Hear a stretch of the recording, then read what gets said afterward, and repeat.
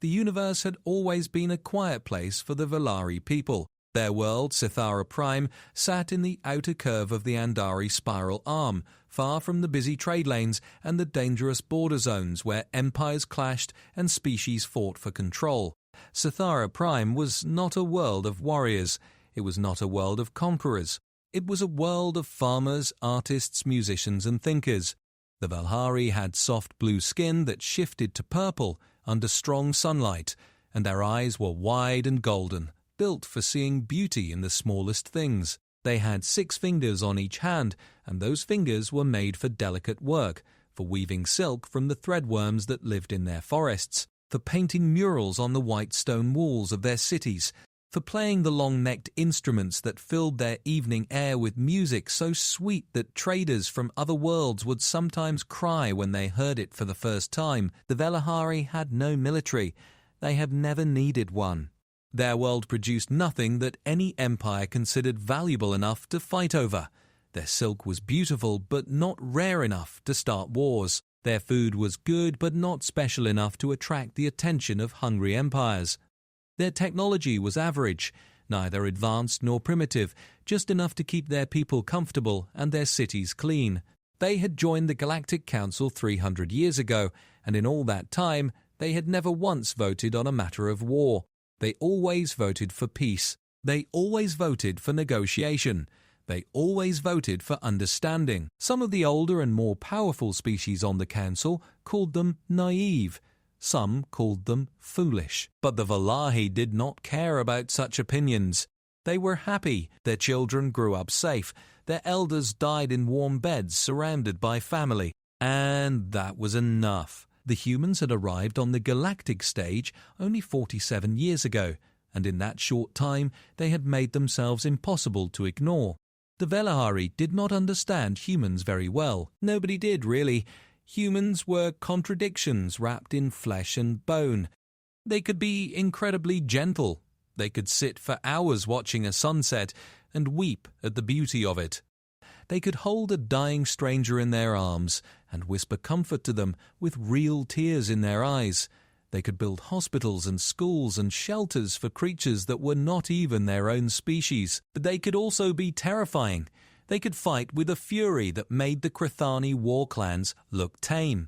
They could take punishment that would kill most species 3 times over and keep standing, keep fighting, keep pushing forward with broken bones and bleeding wounds, and a fire in their eyes that seemed to burn brighter the closer they came to death. The Galactic Council did not know what to make of humans. The Krethani respected them as warriors, but feared their unpredictability.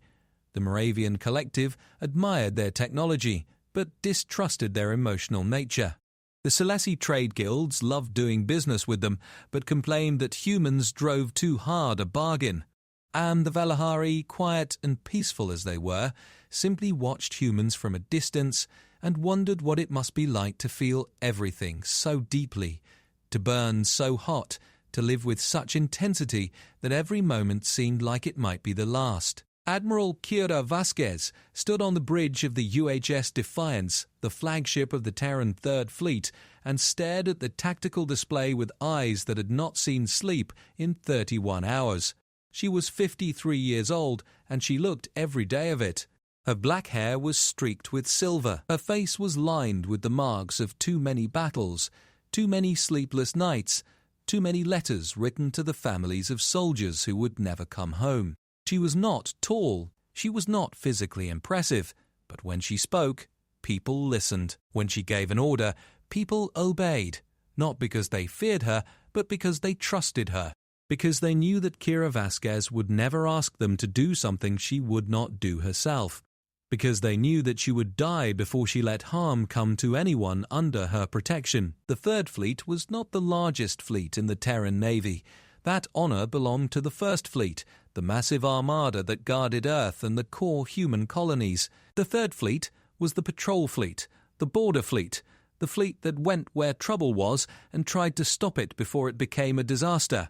They had 47 ships, 7 heavy cruisers, including the Defiance, 12 destroyers, 15 frigates, 8 corvettes, and 5 support ships carrying supplies, medical equipment, and repair drones. It was a good fleet, a strong fleet, but it was not a fleet designed to fight a full-scale war. And a full-scale war was exactly what was coming. "Admiral," said Commander Chen Wei, her executive officer, stepping up beside her with a datapad in his hand. Chen was a quiet man, careful and precise, the kind of officer who checked everything twice and then checked it again. He was also one of the best tactical minds in the Terran Navy, which was why Vasquez had personally requested him for her command staff. "We have confirmed the intelligence reports. The Draknari swarm is moving through the Andari corridor. Current trajectory puts them on a direct course for Sithara Prime." Vasquez felt something cold settle in her stomach. The Draknari were the nightmare of the galaxy. They were not a civilization in any way that other species understood the word. They were a swarm, a hunger, a biological machine designed by millions of years of evolution to consume and expand and consume again. They did not negotiate. They did not trade. They did not talk. They arrived at a world, they devoured everything on it, living and dead, organic and synthetic, and they used the raw materials to build more of themselves. Then they moved on to the next world. They had destroyed 17 inhabited planets in the last 200 years. The Galactic Council had tried everything to stop them. Diplomacy, bribery, biological weapons. Nothing worked. The only thing that had ever slowed the Draknari down was raw military force, and even that only worked temporarily. "How many ships?" Vasquez asked, her voice calm and steady, even though her heart was beating faster than she wanted to admit. Chen looked at his datapad, and Vasquez saw something in his eyes that she had never seen before. It was fear. Real, genuine fear. Chen Wei, who had faced down Krithani raiders and Selessi pirates and a dozen other threats without ever losing his composure, was afraid. "Over 2,000 bioships, Admiral, the main body of the swarm. This is not a raiding party. This is a full migration fleet." Vasquez closed her eyes for a moment. 2,000 bioships. Each one of those organic monstrosities was the size of a heavy cruiser, covered in living armor that could repair itself, armed with acid launchers and plasma spines and boarding tentacles that could punch through hull plating like paper. 2,000 of them against her 47 ships. The math was simple. The math was brutal. The math said that this was not a fight they could win. "Time to arrival at Sithara Prime?" she asked. 14 hours, Admiral, maybe less. "The swarm seems to be accelerating." "And the closest council fleet?" Chen hesitated. That hesitation told Vasquez everything she needed to know. "The Krithani battle group Korath is the nearest military force capable of engaging the swarm. They are 37 hours away. Even at maximum speed, they cannot arrive in time." Vasquez opened her eyes and looked at the tactical display. She looked at the tiny blue dot that represented Sithara Prime. She thought about what she knew about the Velahari. A peaceful people, a gentle people. A people who had never hurt anyone, who had never fought a war, who had never even built a weapon. A people who painted murals and played music and raised their children in safety and peace. She thought about what would happen to them when the Draknari arrived. She thought about the blue-skinned mothers holding their golden-eyed children as the sky turned dark with bioships. She thought about the old Velahari artists watching the murals they had spent their lives creating, being consumed by an alien hunger that did not know or care about beauty. And she thought about her own children. Maria, who was 23 and studying medicine on Luna. James, who was 19 and had just started at the Naval Academy, following in his mother's footsteps with that same stubborn determination that she recognized in herself. She thought about calling them. She thought about hearing their voices one more time.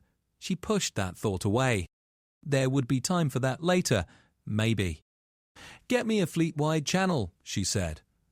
Chen nodded and signaled the communications officer, Lieutenant Okafor, who was already working at her console. Within seconds, every ship in the Third Fleet was connected. Every captain, every officer, every enlisted sailor could hear what Vasquez was about to say. "This is Admiral Vasquez," she began, and her voice was steady, clear and strong. It was the voice of a woman who had made her decision, and was not going to be moved from it. By now, most of you have heard the reports. The Draknari swarm, the full migration fleet, is heading for Sithara Prime. The Velahari have no military. They have no defences. They have no way to fight back. If the swarm reaches them, every man, woman and child on that planet will die.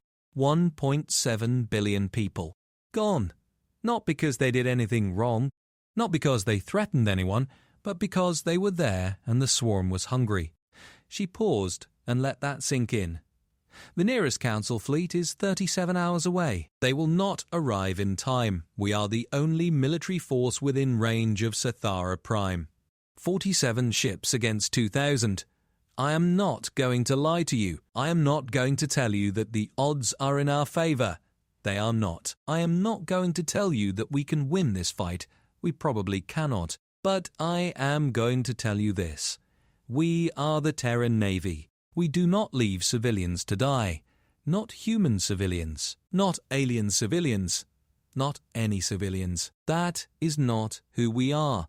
That is not what we do. She could feel the weight of every word she spoke, the weight of what she was asking. She was asking these people, these brave and beautiful people who had families and dreams and futures, to fly into a battle they could not win. She was asking them to die. Our mission is simple. We will position ourselves between the swarm and Sithara Prime. We will fight. We will hold the line for as long as we can. Every hour we hold is an hour for the Council fleet to get closer. Every hour we hold is an hour for the Velahari to evacuate. Every hour we hold is another hour of life for 1.7 billion people who have done nothing to deserve what is coming for them. She took a breath. I will not order you to do this. This is not an order. This is a request.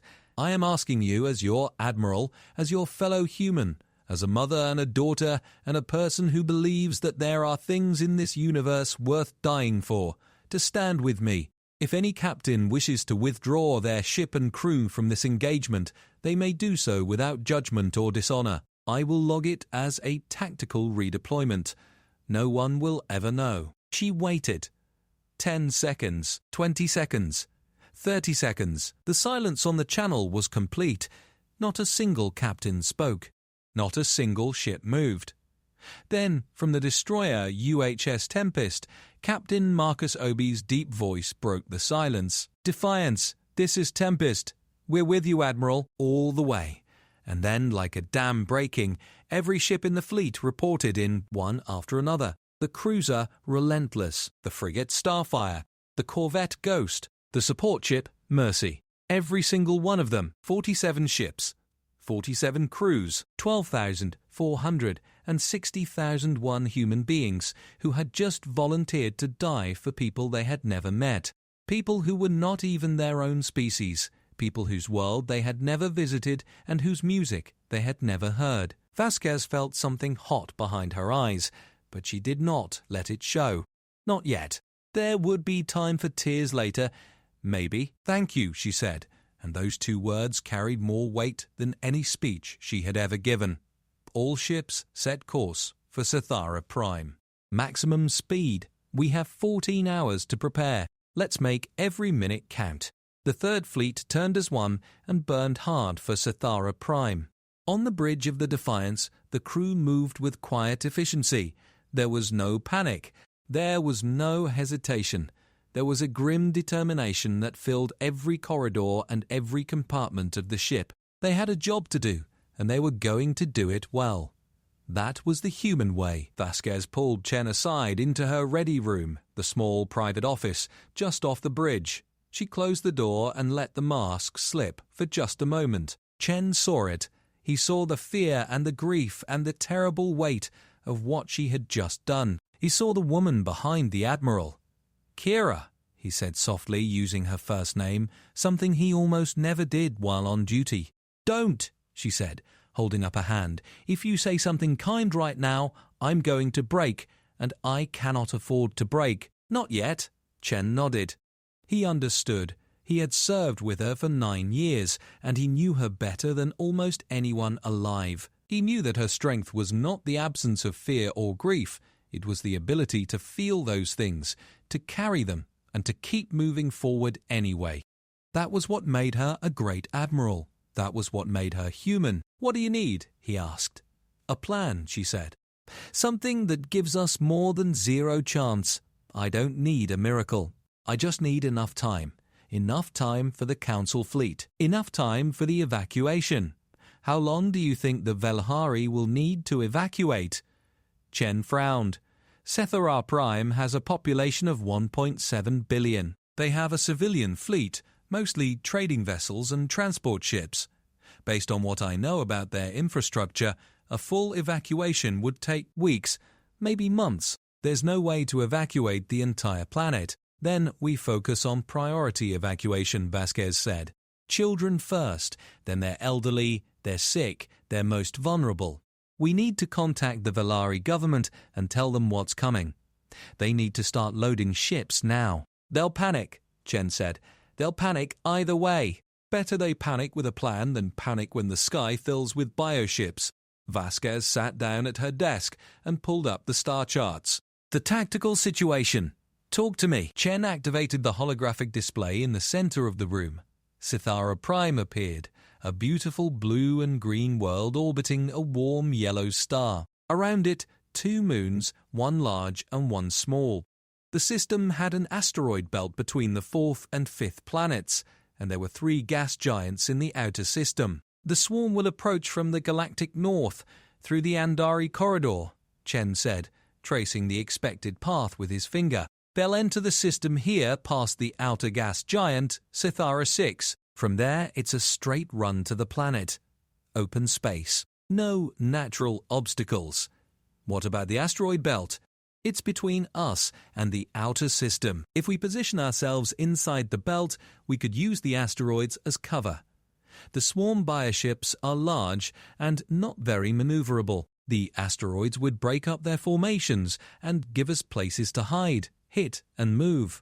Vasquez studied the display. What about the moons? The larger moon, Sithara Prime Alpha, has some mining facilities. Automated, mostly. The smaller moon has a research station. Both could be used as fallback positions, but they won't hold for long against a full swarm assault. Vasquez nodded slowly, her mind working through the possibilities. She was not a genius. She did not pretend to be one, but she had a gift for seeing patterns, for understanding how a battle would flow, for knowing where to push and where to pull back. It was the same instinct that had served her in a dozen battles before this one. The difference was that in those battles she had always had at least a reasonable chance of survival. This time the math was different. "Here's what we're going to do," she said. "We're going to fight this battle in layers. 3 defensive lines. The first line will be in the asteroid belt. We'll use the frigates and corvettes, our fastest and most maneuverable ships, to engage the swarm as they come through. Hit-and-run tactics. We're not trying to stop them there. We're trying to slow them down, make them cautious, make them think we're stronger than we are. Psychological warfare against a swarm?"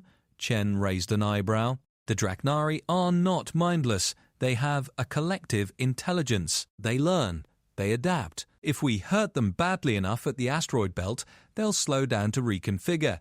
That buys us time. How much time? Maybe 2 hours. Maybe 3. Every hour counts." Chen nodded. "And the second line?" "The second line will be between the asteroid belt and the moons. The destroyers will form a screen here. They'll hit the swarm with everything they have as it passes through. Long-range missile barrages, energy weapon fire, everything. The goal is to thin their numbers before they reach the planet." "And the third line?" Vasquez pointed to the space between the moons and Sethara Prime itself. "The cruisers. All 7 of us. The last line of defense. We hold here. We do not move. We do not retreat. We fight until we can't fight anymore." Chen was quiet for a long moment. He was running the numbers in his head. Vasquez could see it. He was calculating casualties, ammunition expenditure, fuel consumption, repair capabilities. He was doing all the cold mathematical work that turned a battle plan into a reality. "Kira," he said finally, "even with this plan, even if everything goes perfectly, the swarm will still reach the planet. We don't have the firepower to stop 2,000 bioships. We can slow them, we can hurt them, but we can't stop them. I know, Vasquez said, but we can buy time. How much time do you think? Chen considered. If we fight smart, if we use every advantage we have, 12 hours, maybe 15 if we're lucky. 15 hours, Vasquez repeated, added to the 14 hours before the swarm arrives. That's 29 hours total from now. The Council fleet is 37 hours away. There's still a gap, Chen said. 8 hours where the planet has no protection. Then we need to make those 15 hours into 20, Vasquez said. We need to fight harder, smarter, and longer than anyone thinks is possible. We need to be the stubborn, refusing to die humans that every other species in the galaxy is either impressed by or terrified of. Chen almost smiled. Almost. I'll start working on the detailed tactical plans. Good. And Chen, make sure every ship has full medical facilities prepped, every escape pod loaded and ready. If a ship is going down, I want every survivor who can get to a pod in a pod. And I want those pods heading for Sethara Prime. The Velari will take them in. You think the Velahari will help our survivors? The Velahari are the kindest people in the galaxy. Of course they'll help. Vasquez paused. Also, send a message to the Belhari government.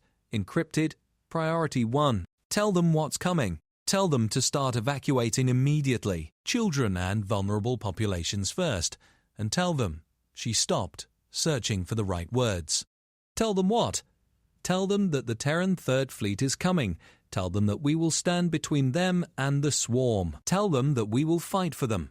Tell them that they are not alone. Chen nodded and left the ready room.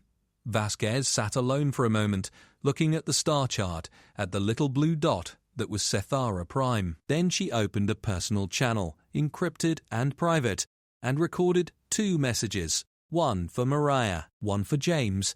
She told them that she loved them. She told them that she was proud of them.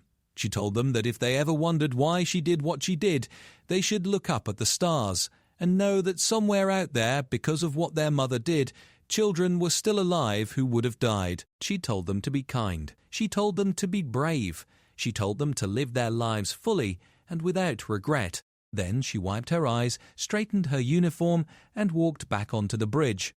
"Status report," she said, and her voice was steel again. On Sethara Prime, the morning was beautiful. The twin suns were rising over the Emerald Sea, painting the sky in shades of gold and orange and soft pink. In the capital city of Valantha, the streets were filling with people going about their daily lives.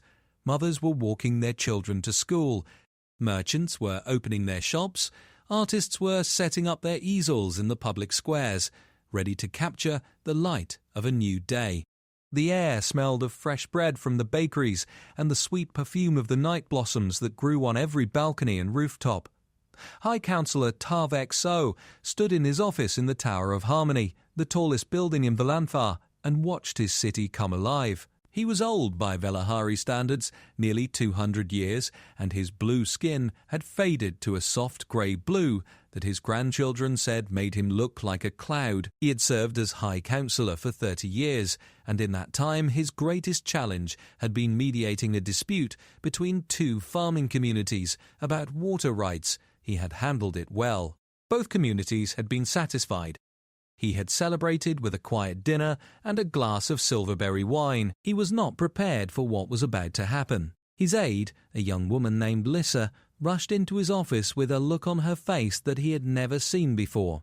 Her blue skin was pale, almost white, and her golden eyes were wide with something he did not recognize at first. It took him a moment to understand it. It was terror. "High Councillor," she said, and her voice was shaking. "We have received an encrypted message. Priority 1, from the Terran Third Fleet." Tarvek frowned. He knew about the Terran military, of course. Everyone in the galaxy did. But the Terran Third Fleet had never contacted the Velhari government directly before. This was unusual, and unusual things made Tarvek nervous. Not because he was a coward, but because, in his experience, unusual things in the political sphere were rarely good news. "What does it say?" he asked. Lissa's hands were trembling as she held up the datapad. Tarvek took it from her and read the message. He read it once, then he read it again. Then he set the datapad down on his desk very carefully, as if it were made of glass, and sat down in his chair. "Hi, Counselor?" Lissa asked. Tarvek looked at her. His golden eyes, which were usually warm and gentle, were now filled with a fear so deep that it seemed to go all the way down to his soul. "Summon the council," he said. "All of them. Now. And contact the civilian fleet. Every ship. Every transport. Everything that can fly." "What is happening?" Tarvek looked out his window at the beautiful city below, at the children walking to school, at the artists setting up their easels, at the merchants opening their shops, at the mothers and fathers and grandparents going about their lives in peace and safety, never imagining that their world was about to be shattered. "The Drachnari are coming," he said, "and we have less than a day to save as many of our people as we can." The next hour was chaos. The Velhari had never faced an emergency of this scale before. They had drills for natural disasters, for earthquakes and floods and storms, but they had no drill for an alien invasion. They had no drill for the end of the world. Tarvek did his best. He went on every broadcast channel and told his people the truth. He did not sugarcoat it. He did not hide behind comfortable lies. The Velhari valued honesty above almost everything else, and Tarvek honored that value even now, even when the truth was the most terrible thing he had ever had to say. "My beloved people," he said, and his voice cracked on the word beloved, but he pressed on. "I must tell you something that no leader should ever have to tell their people. Our world is in danger. The Drachnari swarm is coming. They will arrive in less than 14 hours. We have no military. We have no way to fight them. But we have something that is worth more than any weapon. We have each other, and we have friends." He told them about the Terran Third Fleet. He told them that 47 human ships were racing towards Sithara Prime at that very moment. He told them that these humans, these strangers from a distant world, were coming to fight and die for them. He told them that the humans were buying them time, and that they had to use that time wisely. "We must evacuate," he said. "Women and children first. The elderly and the sick. Load the transports. Fill every ship. Send them to the emergency coordinates we are broadcasting now. Our friends in the Galactic Council will receive them. They will be safe." The panic was immediate and overwhelming. Tarvek had expected it. He had prepared for it as best he could. He had the city guards, who were really just a police force, maintaining order at the spaceports. He had teachers and community leaders organizing the evacuation of schools and hospitals. He had the transportation network running at full capacity, moving people from the outlying areas to the spaceport districts. But it was not enough. It was never going to be enough. The Velahari had a civilian fleet of about 300 ships.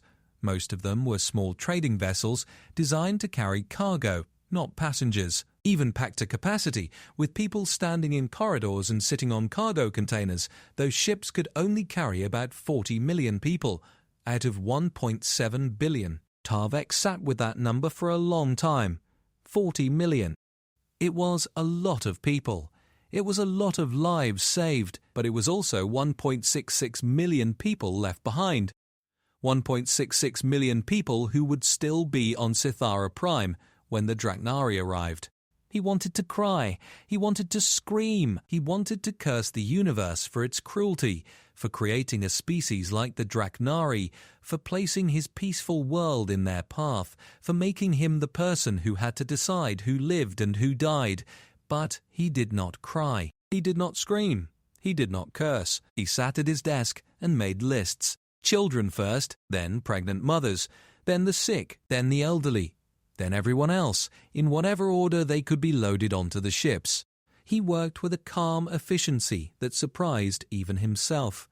Some part of him, some deep and ancient part that the Velahari rarely acknowledged, had woken up. It was the part that had kept his ancestors alive through ice ages and predators and famines millions of years ago.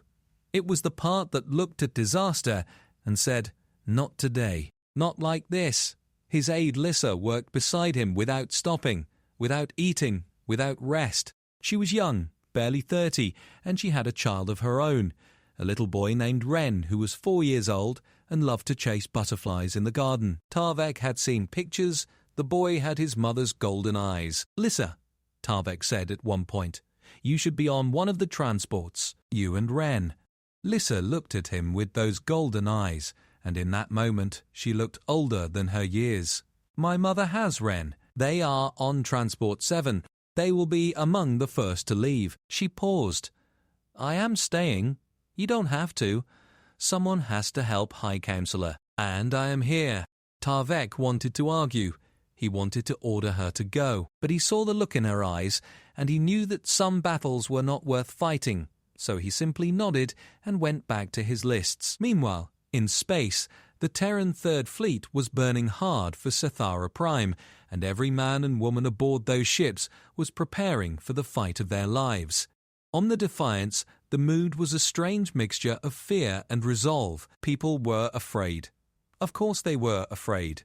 They were human beings, and human beings are not immune to fear, no matter what the other species in the galaxy might think. They were afraid of dying. They were afraid of pain. They were afraid of never seeing their families again. They were afraid of the dark, cold void that waited for them at the end.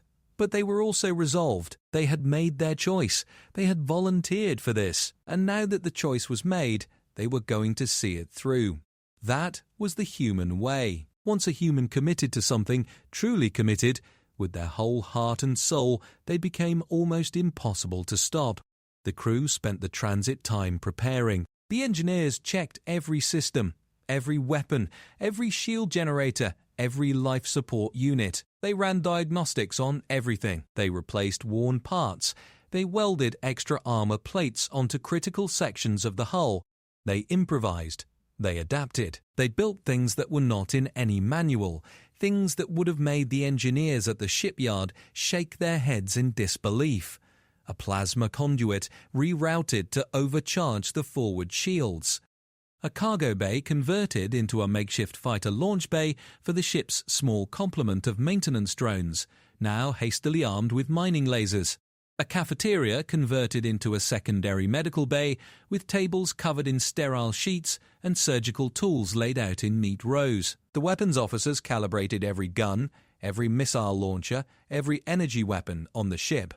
They loaded extra ammunition. They checked and double-checked, targeting algorithms. They ran simulations of combat scenarios against Draknari bioships, studying the results, learning the enemy's weaknesses, finding the soft spots in their organic armor.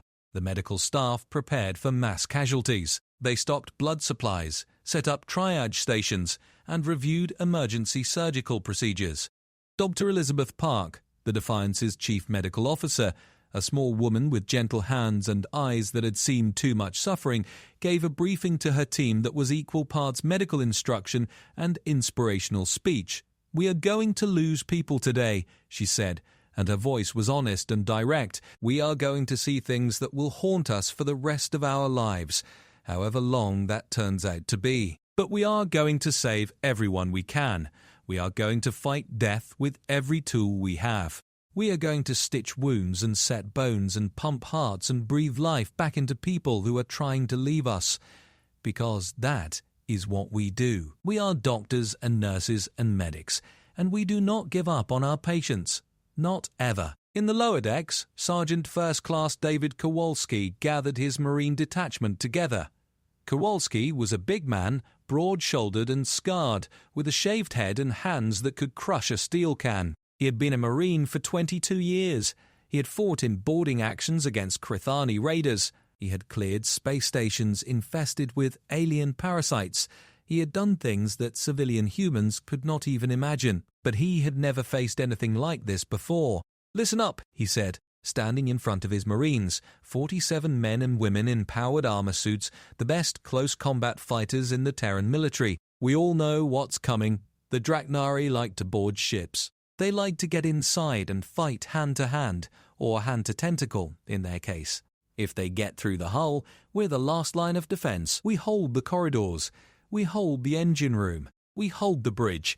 We give the crew time to do their jobs. We kill anything that comes through the walls that isn't human. One of his Marines, a young woman named Private Torres, raised her hand. "Sarge, are we going to die?" Kowalski looked at her. Torres was 20 years old. She had joined the Marines because she wanted to see the stars and send money home to her mother on Earth. She was a good soldier. She was brave and smart and quick. She deserved a long life full of good things. "Maybe," Kowalski said. "Probably. But here's the thing, Torres. Everybody dies. The question is what you die for. And today, if we die for something that matters. We die so that 1.5 billion people on that planet get to see tomorrow. You tell me that's not worth it?" Torres was quiet for a moment. Then she nodded. "Yeah, Sarge, that's worth it. Damn right it is. Now, gear up. And Torres, if you make it through this, I'm buying you a beer." "You're on, Sarge." The fleet raced through space, and the hours counted down. On every ship, in every quiet moment, people did what humans always do when they face the possibility of death. They wrote letters. They recorded messages. They called home those who could and said the things they had always meant to say. "I love you. I'm proud of you. I'm sorry." Take care of each other. Don't be sad for too long. Live well. Be happy. Some prayed. Some meditated. Some just sat quietly and thought about their lives, about the choices they had made, about the moments that had defined them. Some laughed and told jokes and shared stories, because humans have always used humor as a shield against the darkness. Captain Rachel Kim of the destroyer Tempest stood in her quarters and looked at a photograph on her desk. It showed a little girl with pigtails and a gap-toothed smile sitting on a swing in a park on Earth. Her daughter, Sophie, 5 years old. Rachel had not seen Sophie in 8 months. She picked up the photograph and held it against her chest and closed her eyes. "I'm doing this for you, baby," she whispered. "For you and for all the little girls on that planet who look different from you but are just as precious, just as worthy of protection, just as deserving of a chance to grow up and swing on swings and smile with missing teeth." She put the photograph back on her desk, straightened her uniform, and walked to the bridge. There was work to do. Lieutenant Commander James Park, the weapons officer on the cruiser Relentless, sat in the ship's small chapel and stared at the wall. He was not a religious man, not really, but he had always found chapels to be good places for thinking. The silence helped. The stillness helped. It was a pocket of peace in a universe that was rapidly becoming very, very violent. He thought about his wife, Min Jun, and their son, Hyun. Hyun was 3. He had just learned to say daddy clearly, without the baby lisp that had made the word sound like dahi for the first 2.5 years of his life. James had been so proud.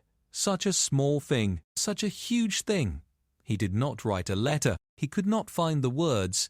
Instead, he just sat there and loved them from a distance, loved them with everything he had, and hoped that somehow, across the vast emptiness of space, they could feel it. The hours counted down. The fleet drew closer to Sithara Prime. And in the darkness between the stars, the Draknari swarm moved like a cloud of hunger, 2,000 bioships gliding through the void with a terrible, silent purpose. They were coming, and 47 human ships, crewed by 12,000, 461 humans who had chosen to stand in their way, were coming too. The universe held its breath. On the bridge of the Defiance, Admiral Vasquez watched the chronometer tick down. 11 hours to arrival at Sithara Prime. 3 hours after that, the swarm would arrive. 14 hours total. 14 hours to set up defences, coordinate with the Valari, position her ships, and prepare for a battle which would almost certainly be the last one she ever fought. She thought about the message she had sent to her children. She thought about the words she had chosen. She wondered if they were the right words. She wondered if any words could ever be enough. Then she looked at her crew. At Chen, calm and focused at his station, working through tactical scenarios. At Lieutenant Okafor, managing communications with quiet efficiency. At the helmsman, Ensign Petrov, a young man barely out of the academy who was flying the flagship of the Third Fleet, with hands that were steady and sure. At all of them, her people, her family, She had never been more proud of anything in her life. "Helm," she said. "Increase speed to 110%. Push the engines." "Admiral, 110% will put stress on the drive core," Petrov said. "Chief Engineer Morrison recommends we stay at 100. Tell Chief Morrison that the drive core can rest after the battle. We need every minute we can get. Push it." "Yes, Admiral." Increasing to 110%. The Defiance surged forward, and the fleet followed. 14 hours. The clock was ticking. The Third Fleet arrived at Sathara Prime with 3 hours to spare, and the sight that greeted them broke more than a few hearts.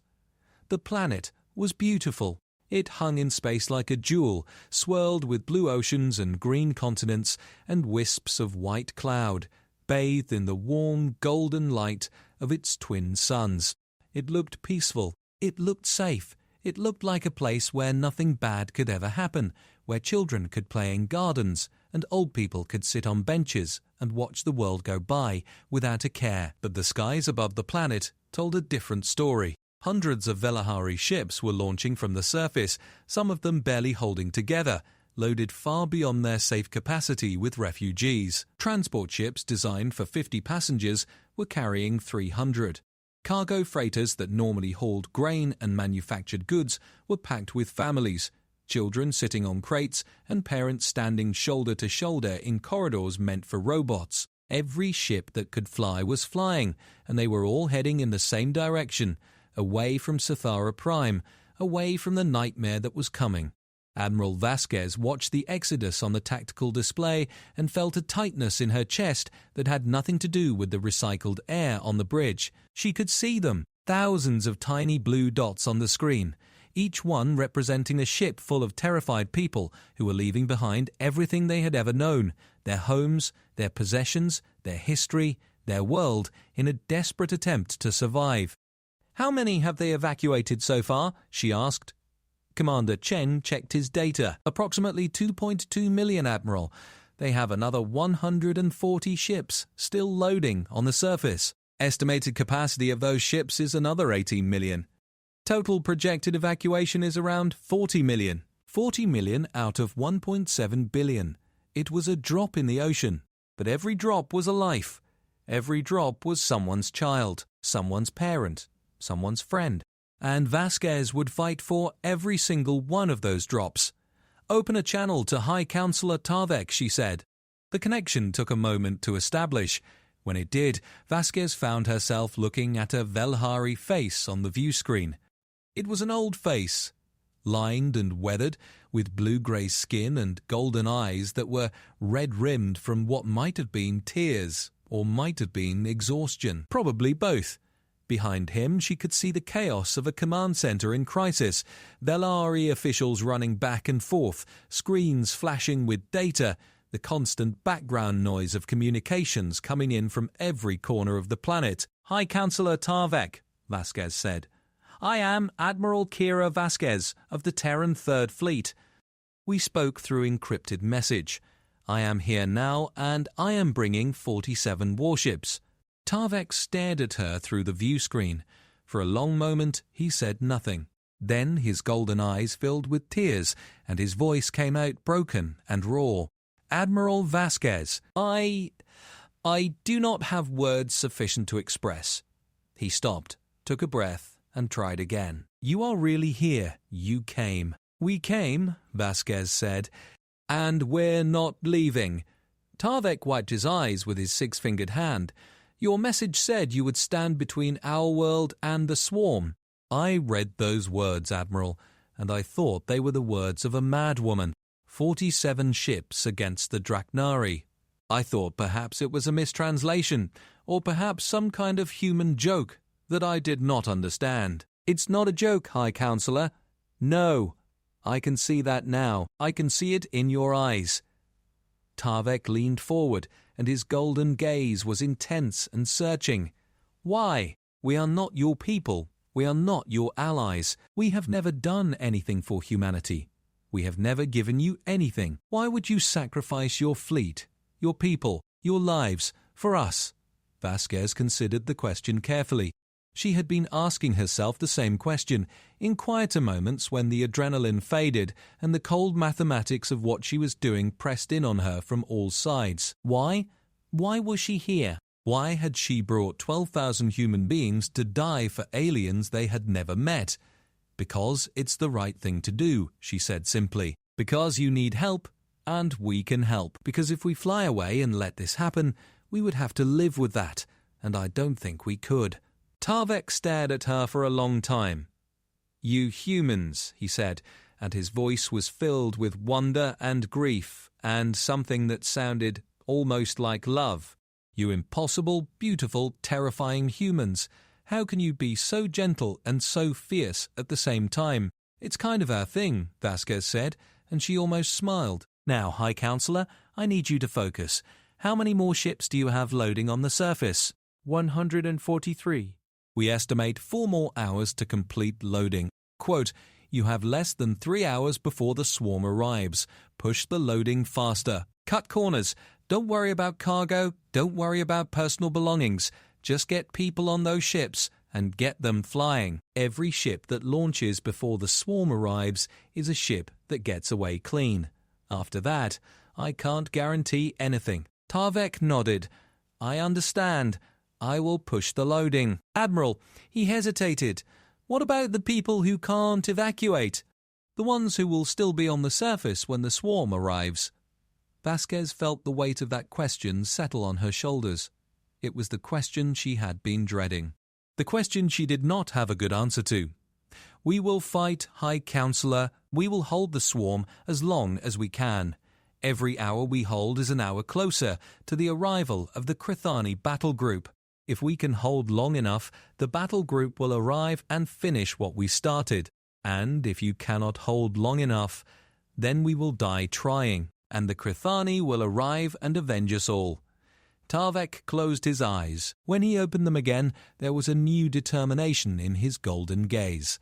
"Admiral Vasquez, I am going to tell you something that I have never told anyone. The Velahari have always believed that the universe is fundamentally kind, that there is a goodness at the heart of creation that watches over us and protects us. I have believed this my whole life. When I read your message about the Draknari, I thought perhaps I was wrong. Perhaps the universe is cruel and cold and indifferent." He paused. "But now I see you. I see your ships. I see what you are doing, and I know that the universe is kind after all, because it sent us you." Vasquez had to swallow hard before she could speak. "We'll do everything we can, High Counselor. I promise you that. I know you will, and my people will remember. Whatever happens, the Valahi will remember what humanity did for us today. For as long as our species exists, we will remember." The channel closed, and Vasquez turned to her crew. "All right, 3 hours. Let's get to work." The next 3 hours were a frenzy of activity. The Third Fleet moved into position, following the battle plan that Chen had spent the transit time developing.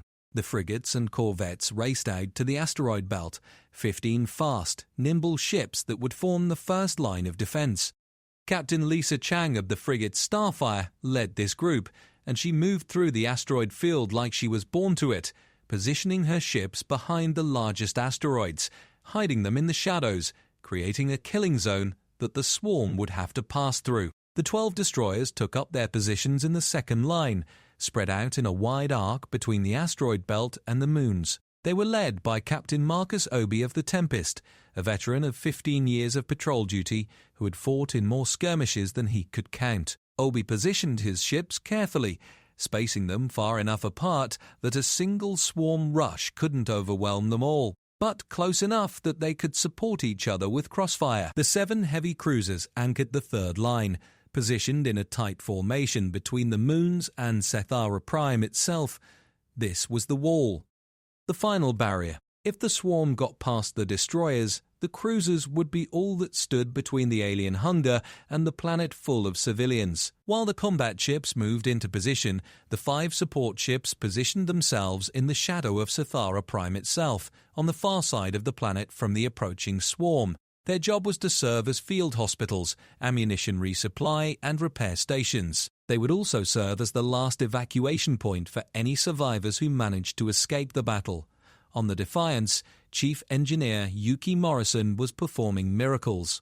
Morrison was a Japanese-American woman in her 40s, with short cropped hair and grease permanently embedded in the lines of her knuckles. She had been an engineer for 23 years, and there was not a ship system she couldn't fix, modify, or improve. In the 3 hours before the swarm arrived, she had done things to the Defiance that would have made a textbook engineer faint. She had rerouted power from non-essential systems to the weapons and shields. She had modified the ship's sensor array to detect the specific bioelectrical signatures of Draknari ships at greater range. She had jury-rigged a secondary shield generator from spare parts and a broken medical scanner. She had even found a way to boost the output of the ship's main energy weapon by 16%, though she warned that using it at that output for more than 30 seconds would melt the barrel. "I gave you 30 seconds of God-level firepower," she told the weapons officer, Lieutenant Commander Sarah West. "Use it wisely." West grinned. It was a wolf's grin, sharp and hungry. "I'll make it count, Chief." On every ship in the fleet, similar scenes were playing out. Engineers were improvising, weapons officers were calibrating, medical teams were prepping. Marines were checking their armor and their weapons. Pilots were running final diagnostics on the fighter drones that some ships had managed to arm with makeshift weapons. And then, with 2 hours and 47 minutes to spare, the first Velahari transport ships began launching from the surface. They rose into the sky like a flock of startled birds, hundreds of ships of all shapes and sizes, packed with frightened people, climbing up through the atmosphere and racing for the open space beyond. The Third Fleet ships opened a corridor for them, a safe lane through the defensive lines, and the transports streamed through it like water through a channel. Vasquez watched them go and counted. Each ship was another few thousand saved. Each ship was another miracle. 22 million already gone. Another million launching now. And then another million. And another. But the clock was ticking, and the swarm was coming. "Admiral," said Lieutenant Okafor, "long-range sensors are detecting the swarm. They've entered the outer system. Estimated time to the asteroid belt is 2 hours and 12 minutes. "Show me," Vasquez said. The tactical display updated, and the bridge went quiet. The swarm appeared as a massive red cloud on the edge of the system, a swirling mass of thousands of individual contacts that moved with a terrible organic fluidity. It looked like blood spreading through water. It looked like a disease invading a healthy body. It looked like death itself, given form and purpose. 2,137 individual bioships confirmed, Chen reported. They're in standard swarm formation, a dense central mass with outriders on the flanks. They'll hit the asteroid belt first. "Good," Vasquez said. "That's where we want them. Signal Captain Chang. Tell her to prepare for engagement. The first line will initiate when the swarm enters the asteroid field." "What about the remaining transports?" Chen asked. Vasquez checked the numbers. There were still 67 Velahari ships on the surface, loading their final passengers. At their current pace, they would be launching within the hour. They would have time. "Barely." "Tell the Velari to hurry," she said. "And tell our support ships to prepare to receive any transports that can't make it out of the system before the fighting starts. We'll shield them if we have to." The waiting was the hardest part. It always was. The 2 hours before the swarm reached the asteroid belt were an eternity of tension and anticipation. People checked their equipment for the 100th time. They reread letters they had written. They stared at photographs. They whispered prayers or curses or promises. They held themselves together with willpower and duty and the knowledge that the people beside them were counting on them. On the frigate Starfire, hidden behind a massive asteroid in the outer belt, Captain Lisa Chang sat in her command chair and listened to her ship breathe, the low hum of the engines, the soft beep of the sensor console, the whisper of air through the ventilation system. These were the sounds of her ship, and she loved them the way a rider loves the sound of their horse's breathing. The Starfire was a good ship, fast and tough and armed with a surprising amount of firepower for her size. She had been Chang's command for 4 years, and they had been through a lot together. "All weapons armed and ready, Captain," her weapons officer reported. "All hands at battle stations," her XO confirmed. "Engine room reports ready for emergency maneuvers," her engineer added. Chang nodded. "Sensors, give me an update on the swarm. They're entering the belt now, Captain. Lead elements are approximately 14 minutes from our position." 14 minutes. Chang looked at her crew. 12 officers and 43 enlisted personnel. 55 human beings in a small ship behind a rock, waiting for an army of monsters to come to them. She should say something inspiring, something that would make them brave. "All right, people," she said. "Here's the deal. We're going to pop out from behind this rock, shoot the hell out of anything ugly, and then duck back before they can shoot back. We do this as many times as we can. We move fast, we hit hard, and we don't let them pin us down. The asteroid field is our home court. We know it better than they do. We've spent the last 2 hours mapping every rock and crater and crevice in this section. They haven't. That's our advantage. Use it." She paused, and one more thing. If your ship takes critical damage, if you're going down, aim for the biggest bioship you can find and hit it. Make them remember us. Nobody argued, nobody questioned. 55 heads nodded. The starfire was ready.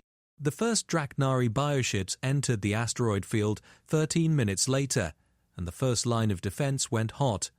The battle for the asteroid belt was a chaotic, terrifying, brilliant piece of fighting. The 15 frigates and corvettes of the first line used the asteroids, like a boxer uses footwork, ducking and weaving, striking and retreating, never staying in one place long enough for the swarm to bring its overwhelming numbers to bear. Captain Chang led the dance, and her pilots followed her with an instinctive understanding that came from training and trust and the simple human refusal to lie down and die quietly. The starfire would swing out from behind an asteroid, fire a full broadside into the nearest bioship, and then dart behind another rock before the swarm could respond.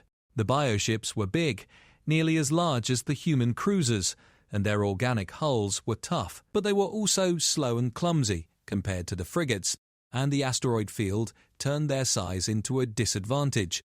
They couldn't chase the smaller human ships through the narrow gaps between the rocks. They couldn't bring their full firepower to bear without risking hitting the asteroids and creating shrapnel storms that damaged their own ships.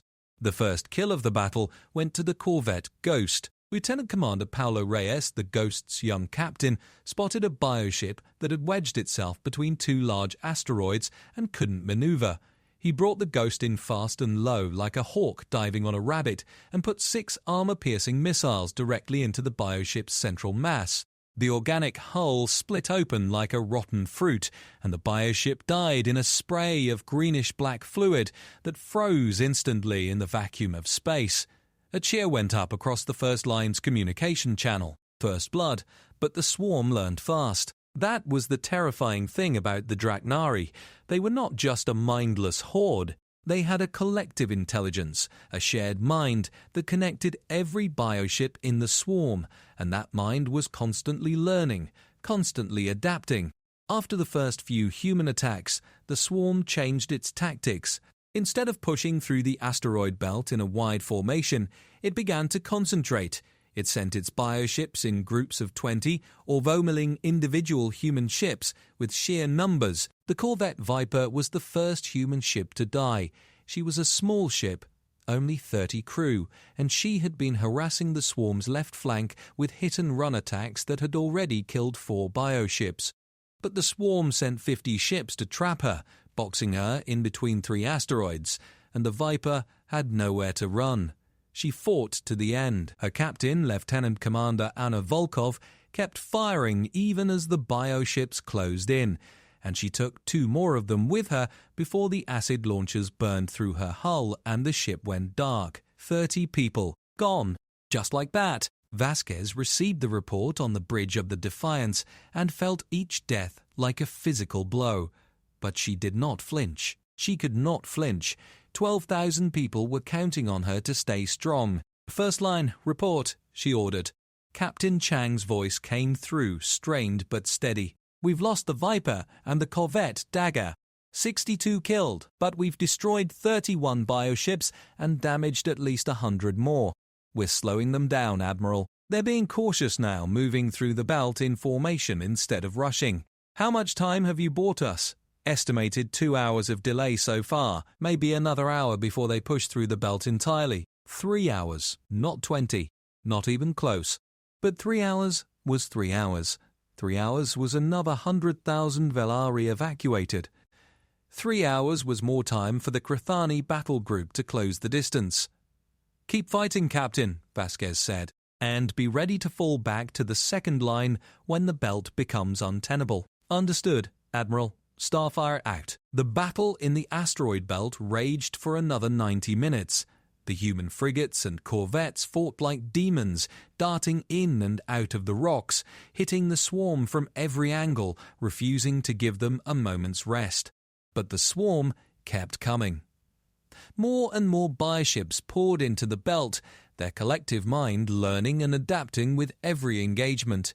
They started using their own dead as shields, pushing the carcasses of destroyed bioships ahead of them to absorb human fire. They started sending small boarding organisms through the gaps in the asteroids, writhing tentacled things that tried to attach themselves to the human ships and burn through their hulls with acid. The frigate Iron Wolf took critical damage when a cluster of boarding organisms attached to her port engine nacelle and ate through the hull in seconds. Chief Petty Officer Marcus Hendricks, an engineer who had been in the Navy for 18 years, sealed himself in the engine compartment and vented it to space, killing the boarding organisms but also killing himself. His sacrifice saved the ship and her crew of 63. The corvette Hawk was surrounded and destroyed. 28 dead. The frigate Sentinel lost half her crew when a bioship rammed her amidships, and the hull breach depressurized 3 decks before the emergency bulkheads could seal. 41 more dead. By the time Captain Chang ordered the first line to fall back to the second defensive position, 5 human ships had been destroyed, and 3 more were badly damaged.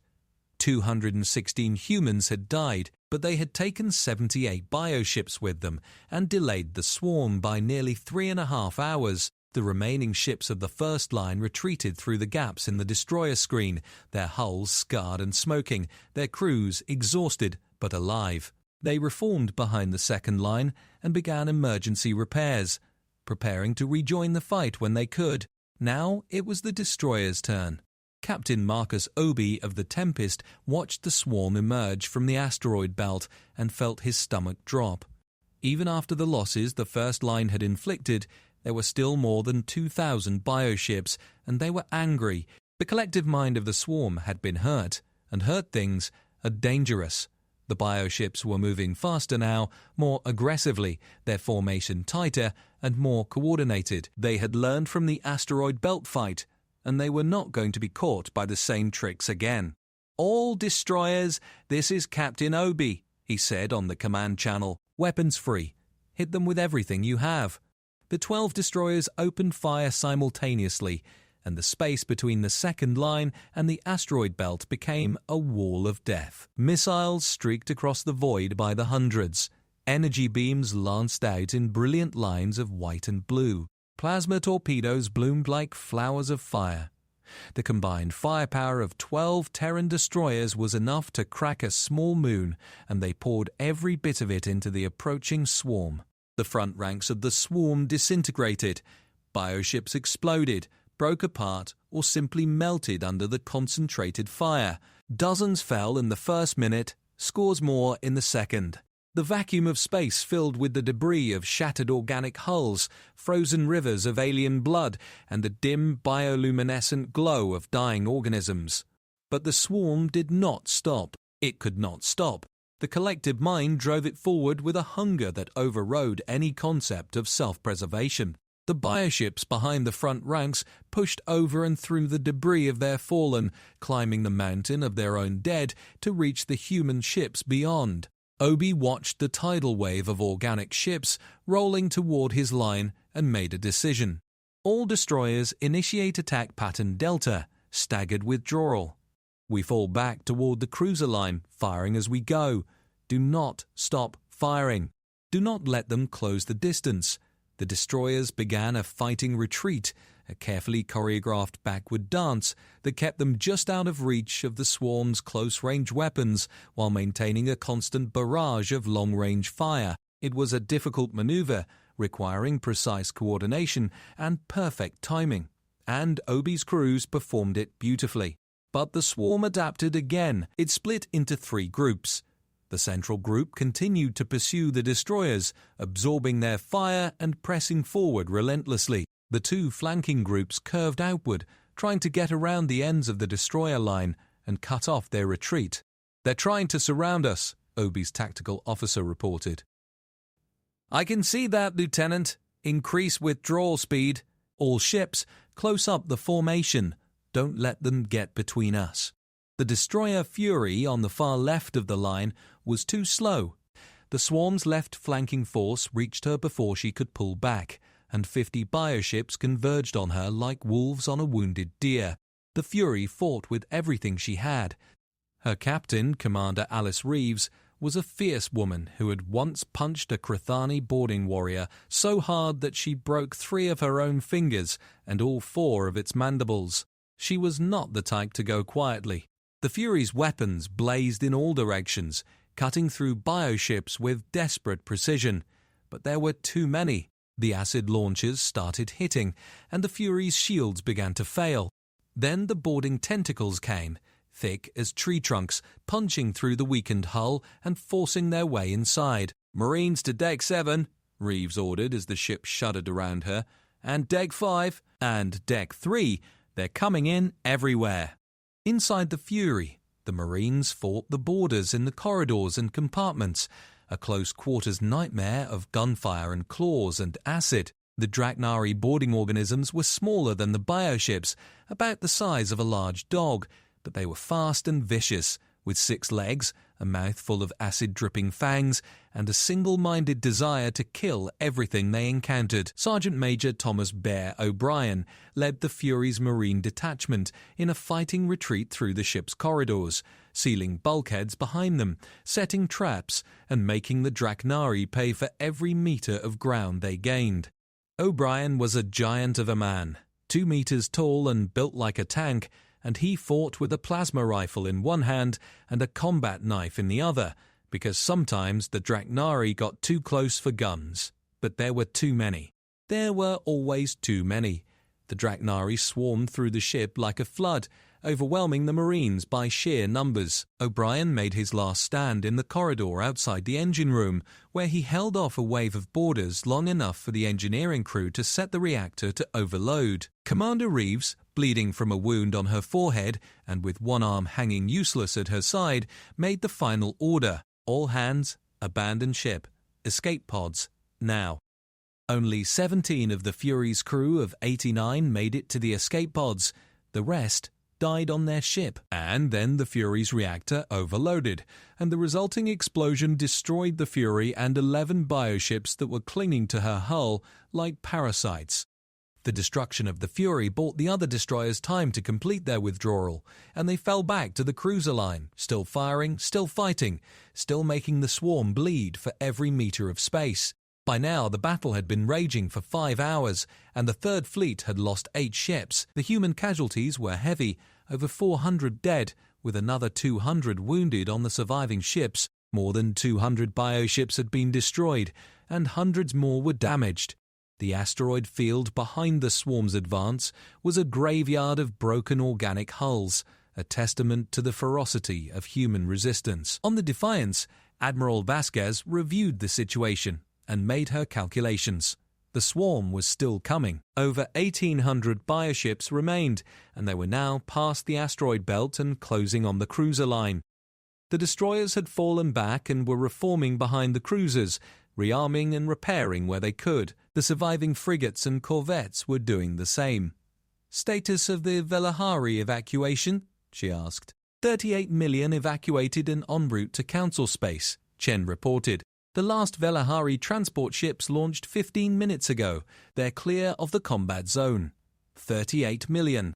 It was something. It was not enough, but it was something. And the Council fleet? Krithani Battle Group Korath is still $22 away. They've increased to emergency speed, but they can't get here faster. 21 hours. Vasquez looked at the tactical display. Her fleet had held for 5 hours and had taken terrible losses doing it. She needed to hold for 22 more hours. It was impossible, the math said so. The cold, hard, unforgiving math said that her fleet would be destroyed long before the Krithani arrived. But humans have a long and proud history of doing impossible things. Signal all ships, Vasquez said. Third line defense. We hold here. The 7 heavy cruisers of the third line spread out in a wide arc, positioning themselves between the approaching swarm and Sethera Prime. Behind them, the surviving destroyers, frigates, and corvettes formed a reserve force, ready to plug gaps and support any cruiser that came under heavy attack. Vasquez positioned the Defiance at the center of the cruiser line, directly in the path of the swarm's main body. It was the most dangerous position, and she had taken it for herself. Her crew had not argued. They had not expected anything else from their admiral. The swarm came on like a wave, a vast rolling tide of organic ships that stretched across the tactical display from edge to edge. The bioships had changed formation again, spreading into a wide arc of their own, trying to envelop the human line from both sides. The collective mind was thinking strategically now, using the lessons it had learned from the asteroid belt and the destroyer screen. "All ships, open fire!" Vasquez ordered. The cruiser line erupted. 7 heavy cruisers fired their main batteries simultaneously, and the combined firepower was staggering. Each cruiser carried plasma cannons that could melt through a kilometer of rock, missile launchers loaded with antimatter warheads, and energy projectors that could cut a bioship in half with a single sustained burst. The first volley hit the swarm like a hammer, and dozens of bioships were destroyed instantly. But the swarm absorbed the losses and kept coming. That was what the Dragnari did. They did not feel fear. They did not hesitate. They did not mourn their dead.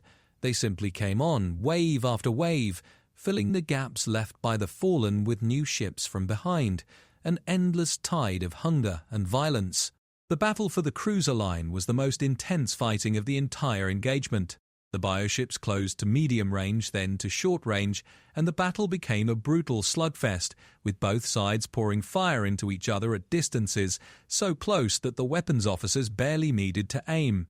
The space between the fleets became a storm of energy beams, missiles, acid streams, and plasma bursts, a lethal chaos that would have destroyed any ship caught in the crossfire. The cruiser Ironclad, commanded by Captain Frederick Darb, a concentrated attack by 40 bioships overwhelmed her forward shields and punched through her bow armor. The Ironclad's forward weapons were destroyed, and fires broke out on 3 decks. Captain Dubé ordered his ship to rotate, presenting the undamaged stern to the enemy, and continued firing with his remaining weapons.